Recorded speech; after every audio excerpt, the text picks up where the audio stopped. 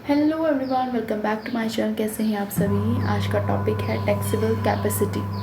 Taxable capacity में हम लोग टैक्सेबल कैपेसिटी का मतलब क्या होता है ये आज के टॉपिक में हम पढ़ेंगे।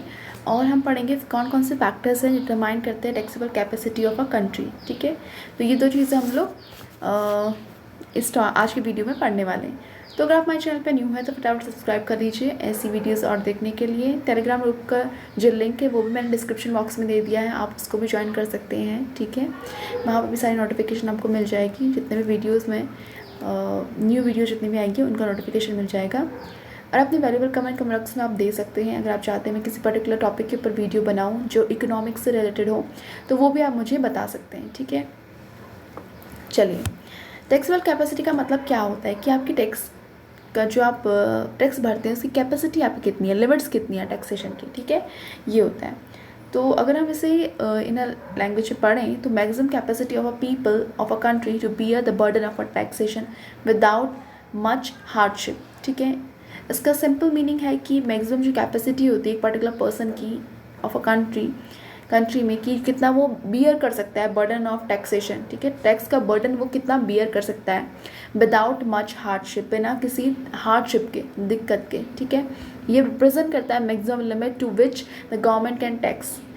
टैक्सेबल कैपेसिटी क्या होता है, क्या रिप्रेजेंट करता है ये मैक्सिमम लिमिट की कितनी लिमिट होती है to which the government can tax the people of the country. कितना मैक्सिमम लिमिट तक गवर्नमेंट टैक्स लगा सकती है जो पीपल हैं कंट्री के। ठीक है, उनके ऊपर। If the government exceed the limit, अगर जो गवर्नमेंट है वो लिमिट को एक्सीड कर देती है, it shall in over taxation. तो इसका मतलब है कि एक जो लिमिट है गवर्नमेंट की, अगर उससे वो लिमिट को एक्सीड कर देती है तो इसका रिजल्ट ये होता है कि ओवर टैक्सेशन हो जाता है, बर्डन पड़ जाता है लोगों पे। ठीक है, बर्डन हमें देखने को मिलता है। तो ये सब चीज़ें होती हैं। इससे बड़ा टैक्सेबल कैपेसिटी, लोगों की कैपेसिटी के हिसाब से टैक्स लगाना चाहिए गवर्नमेंट को, इसका सीधा सा मतलब ये है। कंसेप्ट जो है टैक्सेबल कैपेसिटी का वो सिग्निफिकेंट करता है, बोथ सिग्निफिकेंट इंपॉर्टेंस है बोथ पीस टाइम के लिए भी और वॉर टाइम के लिए भी। ठीक है, पीस टाइम मतलब जब शांति है और जब वॉर का टाइम है उस टाइम पे भी टैक्स कैपेसिटी को, दोनों ही टाइम पे बहुत ज़्यादा इंपॉर्टेंट रोल प्ले करती है। पीस टाइम में जो होता है कंसेप्ट प्रूव करता है इन dispensable in the context of the mobilization of maximum financial resources for planned economic development। ठीक है, जो कंसेप्ट है वो प्रूव करता है indispensable in the context of the mobilisation concept में मैक्सिमम फाइनेंशियल सोर्स। जैसे कि अगर कोई प्लान इकोनॉमी है तो उस टाइम पे एक सही मोबिलाइजेशन करना है, मैक्सिमम फाइनेंशियल रिसोर्सेज चाहिए होता है प्लान करने के लिए इकोनॉमिक डेवलपमेंट को। लेकिन वॉर टाइम पे क्या होता है कि जो कंसेप्ट है ये बेयरली मैक्सिमम एक्सटेंड हो जाता है to which the people can be taxed. ठीक है, यहाँ पे पीपल को कंसेप्ट और ज़्यादा मैक्सिमम एक्सटेंड हो जाता है और पीपल, यहाँ पे जो लोग हैं उनके ऊपर टैक्स लगाया जा सकता है इंश्योर करने के लिए कि एक्यूरेट यहाँ पर रिसोर्सेज होने चाहिए वॉर के टाइम पे। ठीक है, तो इसीलिए जो कंसेप्ट है रिलेटिव टैक्सेबल कैपेसिटी का वो एक्वायर करता है added significance in a country with a federal setup where comparisons have to be made between different states for distributing the burden of a taxation। relative taxation taxable जो capacity है वो हम आगे पढ़ेंगे, इसका मतलब क्या होता है अच्छे से। जो टैक्सेबल कैपेसिटी जो कंसेप्ट है वो इंडिकेट करता है कि कितना लिमिट तक गवर्नमेंट को टैक्स लगाना चाहिए टू इट्स सिटीजन्स। अब हम पढ़ेंगे सबसे पहले जो कंसेप्ट है टैक्सेबल कैपेसिटी का, वो दो सेंस में यहाँ पे इकोनॉमिक्स ने दे रखा है। पहले तो एब्सोल्यूट टैक्सेबल कैपेसिटी है, दूसरा है रिलेटिव टैक्सेबल कैपेसिटी।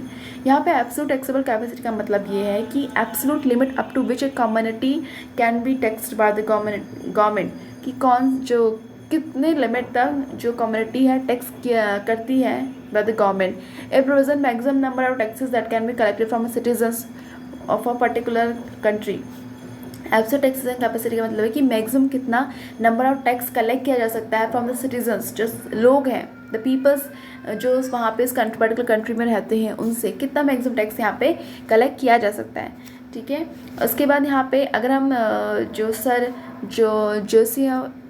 वेट नीचे है यहाँ पे स्टैम्प के अगर हम डेफिनेशन के बारे में देखें तो एब्सोल्यूट टैक्सेबल जो कैपेसिटी है as total production minus the amount required to maintain the population at substantive level। substantive मतलब मिनिमम जो वेजेस दिए जाते हैं वो लेवल होता है, या ऐसा लेवल, सब्सटेंशियल लेवल मतलब कि जिसमें सिर्फ आपकी नीड्स पूरी हो रही होती है, वांट्स के बारे में नहीं, सिर्फ नीड्स पूरी होती है। तो यहाँ पे ये फॉर्मूला उन्होंने दे रखा है, ठीक है।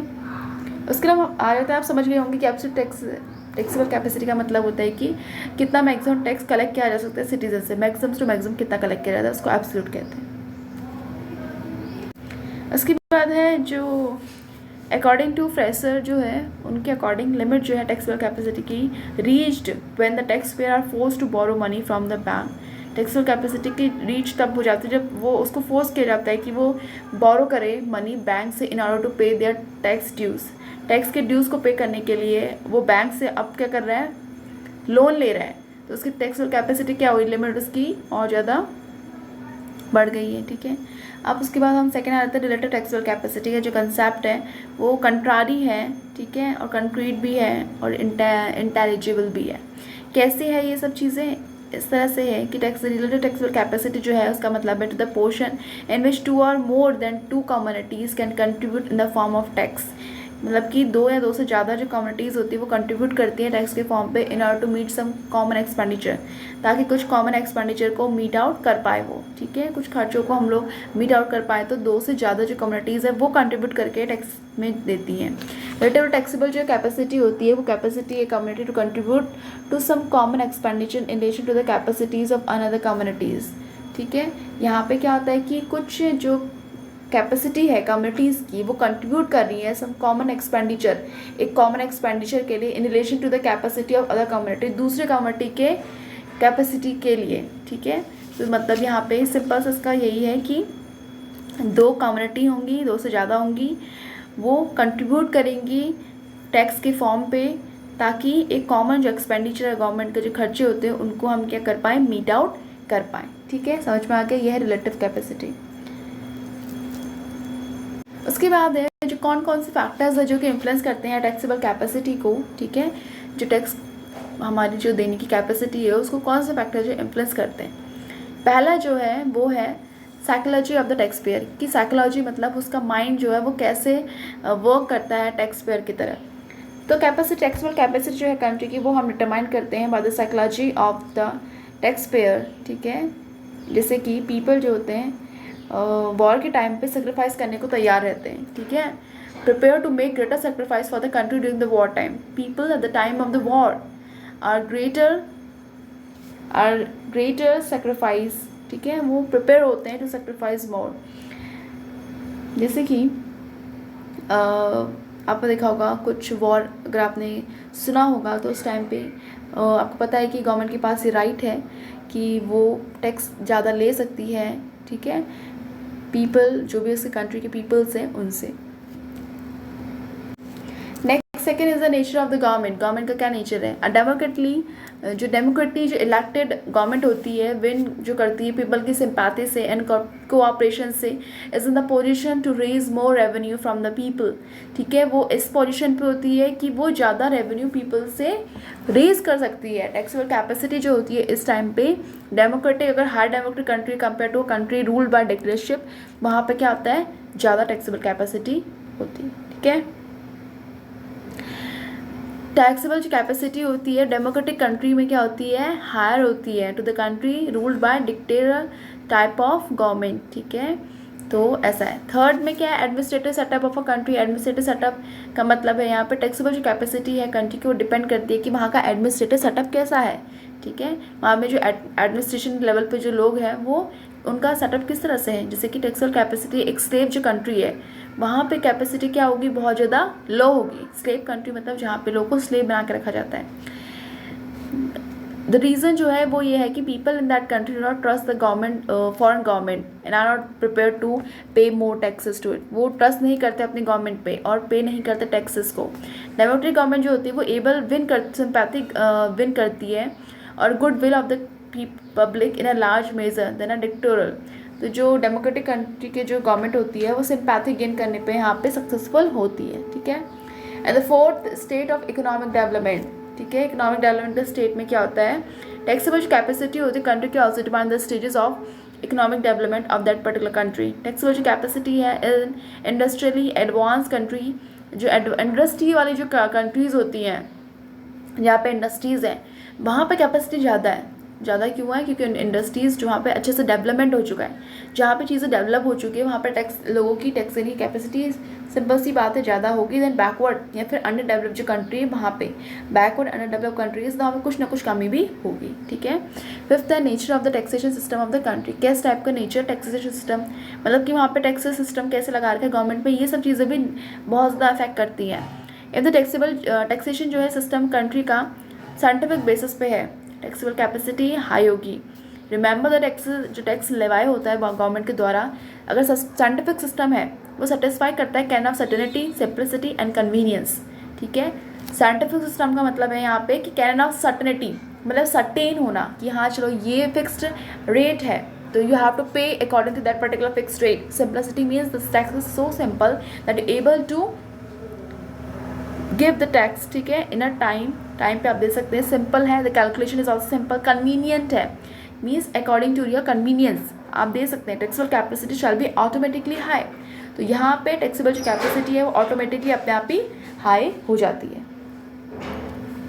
Now in the six nature of the government expenditure. Government का खर्चा भी यहाँ पे डिपेंड करता है। अगर गवर्नमेंट यहाँ पे मेजर पोर्शन खर्चे पे लगाती है, एक्सपेंडिचर पे लगाती है, इंकरेज करती है प्रोडक्शन पे, हाई लेवल ऑफ यहाँ पे एफिशिएंसी है वर्कर के बीच में, तो यहाँ पर टैक्सेबल कैपेसिटी अपने आप ही बढ़ जाता है। गवर्नमेंट यहाँ पे ज़्यादा स्पेंड करती है मेजर प्रपोर्शन अपने रेवेन्यू का एग्रीकल्चर पे, इंडस्ट्रीज़ पे, ट्रांसपोर्ट डेवलपमेंट पे, तो यहाँ पे क्या आता है जो टैक्सेबल कैपेसिटी है in this course of time वो अपने आप ही इंक्रीज हो जाती है। ठीक है। जहाँ पर जैसे मान लो ज़्यादा डेवलपमेंट होता है वहाँ पर टैक्सेस की जो कैपेसिटी होती है वो भी बढ़ जाती है। गवर्नमेंट को लोगों को भी लगता है कि यहाँ पे क्या है कि हमें एग्रीकल्चर में, ट्रांसपोर्ट में, इंडस्ट्रियल में सब जगह गवर्नमेंट सपोर्ट कर रही है, तो टैक्स वहाँ पे जो लोगों की टैक्स देने की कैपेसिटी वो बढ़ जाती है। ठीक है। ये सब चीज़ें आपको देखने को मिलेंगी। सेवंथ है size of the income and wealth of the country. Income size कितना है, अगर मान लीजिए किसी पर्टिकुलर कंट्री में लोगों का इनकम ज़्यादा है इनकम, ठीक है, तो ग्रेटर द इनकम, जितना ज़्यादा ग्रेटर होगा income, the wealth of the country, the greater is the taxable capacity. उतनी ज़्यादा वेल्थ उस कंट्री की और टैक्सेबल कैपेसिटी जो है वहाँ की वो भी क्या हो जाएगी, ग्रेटर हो जाएगी।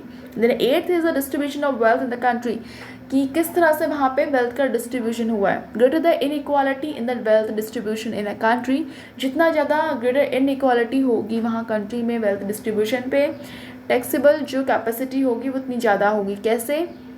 इनइक्वालिटी इन वेल्थ मतलब कि कुछ तो कम पोर्शन होगा गरीब का, और ज़्यादा पोर्शन होगा गरीब का और कम पोर्शन होगा जो रिच पीपल्स हैं उनका।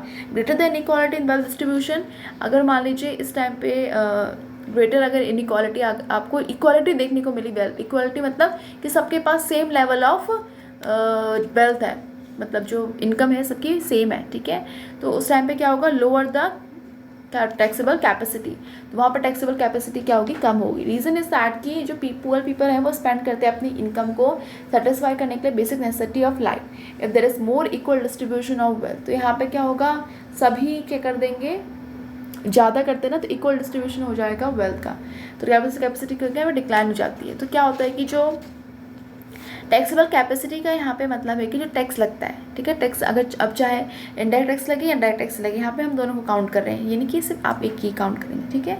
टैक्सेबल जो इनइक्वालिटी होती है इज रीज़न दैट द जो गवर्नमेंट होती है अंडर सच कंडीशंस के अंदर सिक्योर करती है accurate income by levying tax on the richest section. यहाँ पे सबसे ज़्यादा टैक्स लगाया जाता है वो किस पे लगाया जाता है, रिचेस्ट सेक्शन पे लगाया जाता है। जब हम डायरेक्ट टैक्स की बात करें, डायरेक्ट टैक्स पे लगता है ज़्यादा रिचेस्ट सेक्शन पे लगता है, ठीक है, कंपेयर टू पुअर पीपल्स पे। तो ये सब चीज़ें हमें देखने को मिलती हैं, ठीक है। उसके बाद 8th में हम लोग आ गए हैं, ठीक है। अब कुछ और भी हैं तो उनको मैं फटाफट से कंप्लीट करा देती हूँ, जैसे कि increase in production. Increase in production पे क्या है, अगर taxable capacity of a country depend करेगी कि वहाँ पे पॉपुलेशन का साइज़ कितना है। जैसे मान लीजिए अगर greater in the increase in the population बढ़ रही है, तो क्या होगा, पॉपुलेशन बढ़ने के साथ जो टैक्सेबल कैपेसिटी है वो कम हो जाएगी, बढ़ेगी नहीं, कम हो जाएगी। रीज़न ये है कि वहाँ पे कंजप्शन जो है बढ़ जाएगा, इंक्रीज इन द पॉपुलेशन की वजह से कंजप्शन बढ़ जाएगा। प्रोडक्टिव जो कैपेसिटी है कंट्री की वो भी इंक्रीज हो जाएगी सेम प्रपोर्शन से। इन विच जहाँ पे population increases taxable capacity remain unaffected. Taxable capacity unaffected रहेगी। 10th है standard of living of the people, ठीक है। टैक्सेबल जो कैपेसिटी है is also determined by the living standard of the citizens, कि वहाँ के जो पीपल हैं उनका लिविंग स्टैंडर्ड कैसे बढ़ेगा, जो वहाँ की इनकम अच्छी होगी तभी तो लिविंग स्टैंडर्ड भी बढ़ेगा, ठीक है। स्टैंडर्ड जो है वहाँ पे हाई है तो प्रोडक्टिव जो पावर है वो भी हाई हो जाएगी। इनकम हाई है तो मतलब कैपेसिटी भी उनकी हाई होगी। बस इतना याद रखो कि अगर कहीं भी इनकम आपको हाई देखने को मिल रही है तो टैक्सेबल कैपेसिटी अपने आप ही बढ़ जाएगी। 11th है स्टेबिलिटी ऑफ इनकम। इसमें क्या है, stability of national income also influence करता है कि वहाँ पे स्टेबिलिटी है या नहीं है। तो ये भी चीज़ यहाँ पे नेशनल इनकम अगर स्टेबल है तो ये डिफाइन करेगा कि टैक्सेबल कैपेसिटी वहाँ की कैसी है। नेशनल इनकम जो कंट्री अगर सफ़र कर रही है, डिक्लाइन है, तो जैसे कि कुछ ड्रॉट आ गया या कोई भी नेचुरल जो कैलेमिटीज़ आ जाती हैं उनकी वजह से, तो डिफ़िकल्ट हो जाता है टैक्सेशन यहाँ पे लगाना साइंटिफिक तरीके से, तो यहाँ पे नेशनल इनकम इनस्टेबल है, ठीक है। उस टाइम पे टैक्सेबल कैपेसिटी क्या हो जाएगी, कंट्री की लो हो जाएगी, ठीक है। जैसे कोई वॉर है या इस टाइप का कुछ टाइम है तो उस टाइम पे कम हो जाती है। इन्फ्लेशन के टाइम पे what will be, the prices of goods and services invariably rise on account of the inflationary forces। जो प्राइस है गुड्स एंड सर्विसेज का इनवेरिएबली राइज हो जाता है, ठीक है। The price get rises in which time inflationary force means when price of a particular good rise but the purchasing power of the people remain less or more, ठीक है। more unchanged या फिर less unchanged हो जाता है, change ही नहीं होता है यहाँ पे। परचेजिंग पावर कम है, परचेजिंग पावर पहले ज़्यादा, जैसे कि प्राइस कम होते हैं तो परचेजिंग पावर इंक्रीज हो जाती है, लेकिन अगर इन्फ्लेशन है तो purchasing power will get decrease और लेस अनचेंज हो जाएगी। The real income is real income reduce रहेगी, taxable capacity decline that proportion, उसके हिसाब से जो टैक्सेबल कैपेसिटी है उसके हिसाब से ही प्रपोर्शन पर डिक्लाइन हो जाएगी, ठीक है। तो जो पैसा कम है, इन्फ्लेशन का मतलब कि आपके हाथ में जो परचेजिंग पावर है वो कम हो चुकी है, इसका मतलब आपकी कहीं ना कहीं इनकम कम है। इनकम कम मतलब टैक्सेबल कैपेसिटी ऑलरेडी कम हो जाना, ठीक है। आप उसको ऐसे भी कनेक्ट कर सकते हैं।